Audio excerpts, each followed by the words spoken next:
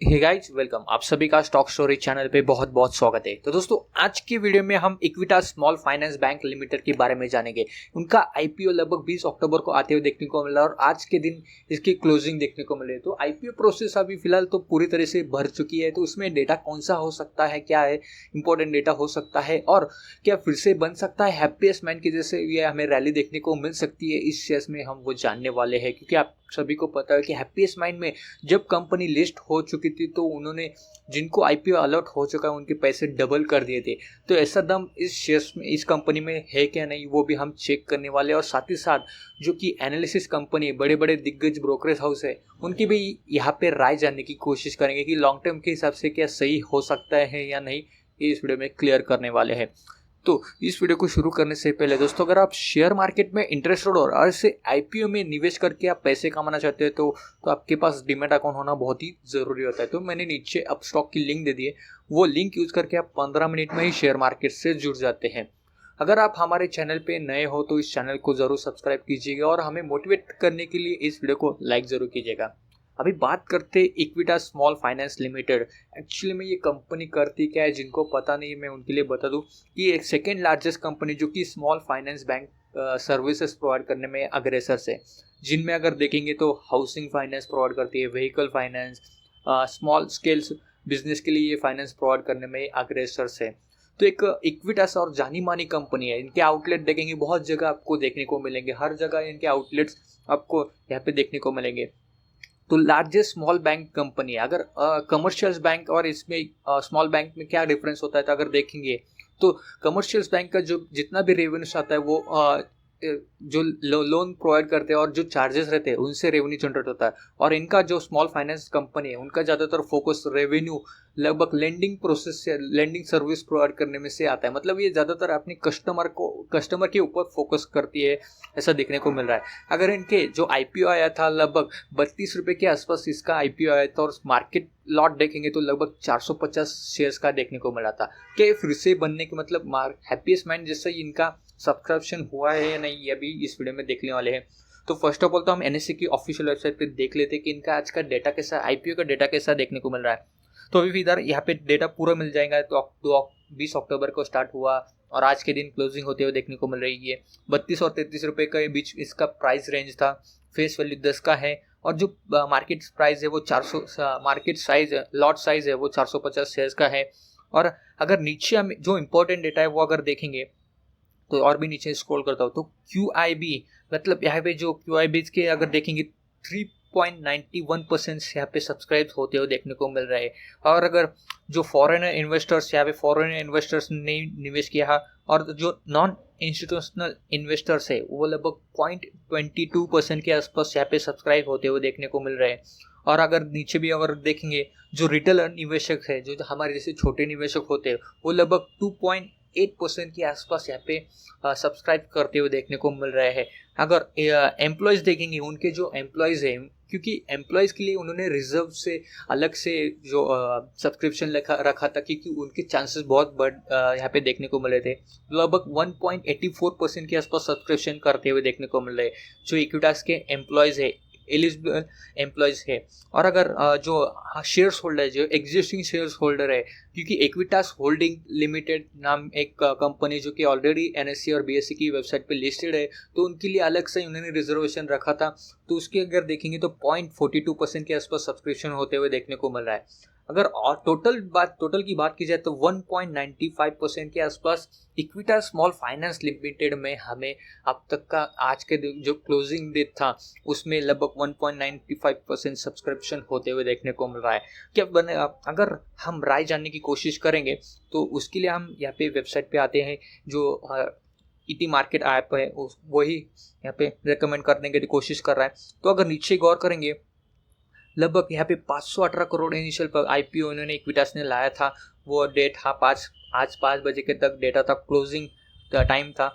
और जो हमने देखा है 32 और 33 रुपये का इनका जो अपर प्राइस रेंज था, वो ये सब यहाँ पे देखने को मिल रहा है। कि मेन बात है कि जो एनालिसिस कंपनी है, बड़े बड़े ब्रोकरेज हाउस है, उनकी राय क्या है, क्या वो सोचते हैं और क्या सब्सक्राइब करना चाहिए ना, उनकी भी यहाँ पे उन्होंने अलग अलग पॉइंट ऑफ व्यू से हमें देखने की कोशिश कर रहे हैं। तो most analysis have recommend investor with long term view to subscribe this IPO।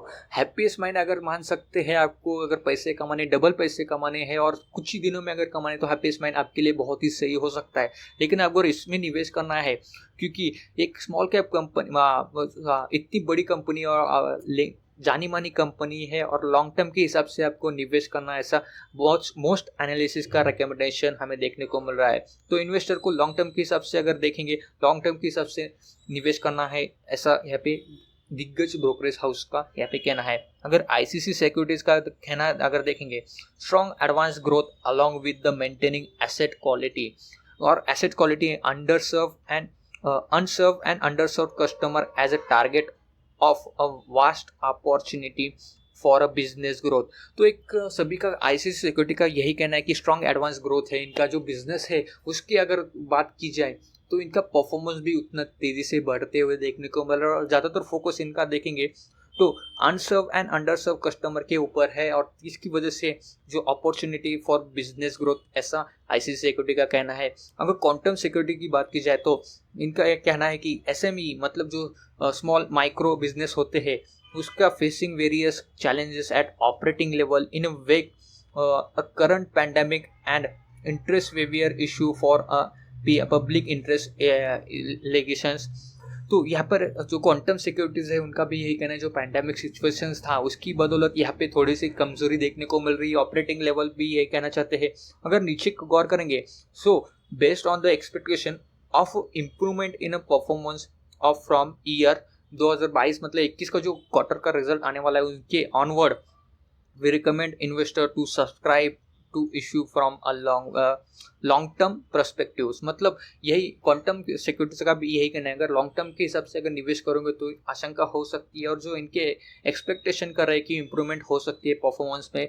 और एमकी ग्लोबल की अगर फाइनेंशियल सर्विस है वो भी यहाँ पे रिकमेंड करना चाहते हैं, आप सब्सक्राइब कर सकते हो, डेफिनेटली सब्सक्राइब कर सकते हो।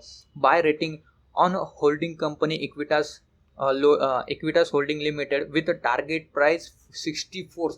यहाँ पे साफ साफ एमकी ग्लोबल्स ने यहाँ पे 64 का टारगेट देते हुए देखने को मिल रहा है। मतलब 64 लॉन्ग टर्म के हिसाब से अगर देखेंगे, मतलब double price, current market IPO price से वो डबल प्राइस के रेकमेंड कर रहे हैं। तो यहाँ पे एक प्रॉफिटेबल डाइवर्सिफाई बिजनेस है इनका, बेटर मैनेजमेंट पे डिग्री है। अगर इनके बारे में देखेंगे तो diversify responsible liability profile Equitas provide करती है, healthy returns ratio and responsible valuations. तो इनके हिसाब से तो यही लगता है कि लॉन्ग टर्म के हिसाब से अगर निवेश करोगे तो ही हमें अच्छा परफॉर्मेंस देखने को मिला है। मतलब जहाँ पे जिनको IPO अलर्ट नहीं हुआ उनके लिए ये सजेशंस हो सकता है। लॉन्ग टर्म के हिसाब से अगर निवेश करेंगे, डाइवर्सिफाई बिजनेस है, लाइबिलिटी पोर्टफोलियो और बेटर मैनेजमेंट, इनका प्रोसेस हमें देखने को मिल रहा है। अगर नीचे भी तो ये इतनी मतलब ये चार जो एमकी ग्लोबल्स, क्वांटम सिक्योरिटीज़ और ICICI सिक्योरिटीज़, इनका यही कहना है कि लॉन्ग टर्म्स के हिसाब से आपको निवेश करना, और सब्सक्राइब करने के लिए भी ये राय दे रहे थे क्योंकि उनके हिसाब से ये बेटर वर्क कर सकता है। अगर हम इसका बिजनेस फाइनेंशियल रिजल्ट भी अगर चेक करेंगे, जो इनका रिजल्ट देखने को मिला था वो इस पर नज़र डाल लेते तो समझ हमें थोड़ी सी आसानी हो जाए। तो इनका जो क्वार्टर का रिजल्ट अगर देखिए, क्वार्टर ऑन क्वार्टर बेसिस पे 2018 से देखेंगे, टोटल असेट्स में लगातार हमें पॉजिटिव इनके बढ़ते हुए देखने को मिल रहा है। टोटल रेवेन्यू की बात की जाए तो 2020 तक इनके कंटिन्यूसली नेट रेवेन्यू बढ़ते हुए जा रहे थे, continuously march on March basis पे। लेकिन इस क्वार्टर में हमें इनके जो रेवेन्यूज है वो घटते हुए देखने को मिल रहा है।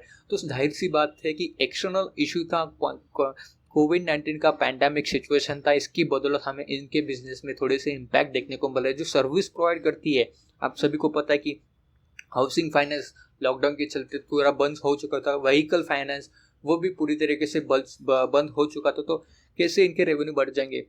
तो आशंका यही जता रही कि जितने भी दिग्गज इन्वेस्टर्स हैं, जो एनालिसिस कंपनी, वही इनका कहना है कि जो आने वाले 2 क्वार्टर्स तक इन पे परफॉर्मेंस बढ़ने के चांसेस हो सकते हैं।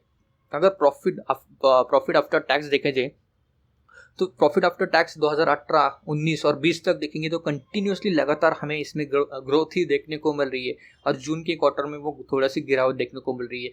तो ये आप इग्नोर भी कर सकते हो। तो अगर लॉन्ग टर्म के हिसाब से निवेश करने के लिए तो बहुत ही बढ़िया हो सकता है। 32 और 33 रुपये का इनका IPO प्राइस रेंज था, तो उस हिसाब से अगर लिस्ट होता है तो ऊपर की तरह होगा, लेकिन ज़्यादा प्राइस पे नहीं होगा। और जो प्राइस भी टारगेट दिया है वो भी हमें 64 का यहाँ पे देते हुए देखने को मिल रहा है। अगर हम हैप्पीएस्ट माइंड की बात की जाए, हैप्पीएस्ट माइंड का अगर आप एक बार सब्सक्रिप्शन देखेंगे तो आपको समझ में जाएगा कि ये कंपनी इसमें दम है क्या नहीं, क्योंकि बहुत ही मतलब जो इनका प्राइस था बहुत ही कम था, और जो अगर इनके पे देखेंगे लॉट अगर देखेंगे तो लॉट हमें लगभग वो ही उसी रेंज पे जाते हुए देखने को मिल रहे हैं। लगभग मिनिमम अगर लॉट खरीदे तो वो भी 15,000 के आसपास इनका प्राइस हो सकता था। 450 आपको शेयर्स यहाँ पे मिल जाते थे। अभी बात करते हैं हैप्पीएस्ट माइंड की, थोड़ी सी कंपेयर करने इसकी वेबसाइट पे अगर हैप्पीएस्ट माइंड का टेक्नोलॉजी देखेंगे, सब्सक्रिप्शन देखेंगे तो PI लगभग 77% के आसपास यहाँ पे सब्सक्रिप्शन होते हुए देखने को मिल रहा है। नॉन इन्वेस्टर्स अगर देखेंगे तो लगभग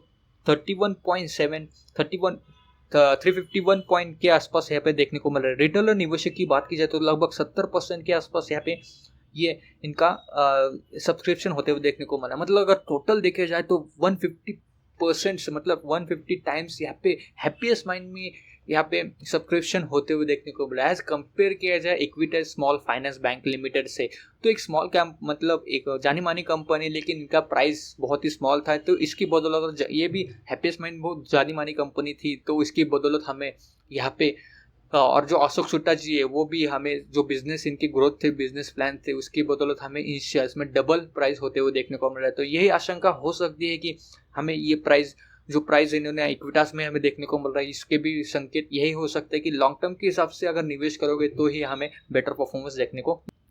एज अ सब्सक्रिप्शन डेटा देखा जाए इक्विटास का, तो उस हिसाब से तो इतना संभव नहीं कि इसका भी प्राइस हमें डबल होते हुए देखने को मिले, क्योंकि इसका सिर्फ 1.45% के आसपास हम कह सकते हैं कि सिर्फ सब्सक्रिप्शन होते हुए देखने को मिल रहा है। और एज कंपेयर किया जाए हैप्पीएस्ट माइंड का तो 150% के आसपास उसका सब्सक्रिप्शन होते हुए देखने को मिल रहा है। तो अगर लॉन्ग टर्म के हिसाब से अगर निवेश करोगे, मतलब जिनको IPO नहीं लगा उनके लिए यहाँ पे लॉन्ग टर्म के हिसाब से निवेश करेंगे, क्योंकि फ्यूचर्स ग्रोथ, फ्यूचर्स प्लानिंग और परफॉर्मेंस भी ग्रोथ होते हुए देखने को मिला है। तो एनालिसिस कंपनी भी यही कहना चाहती है, आपको मौका नहीं मिला तो फिर भी आप यहाँ पे लॉन्ग टर्म के हिसाब से लिस्ट होने के बाद भी निवेश करके आप प्रॉफिट कमा सकते हो।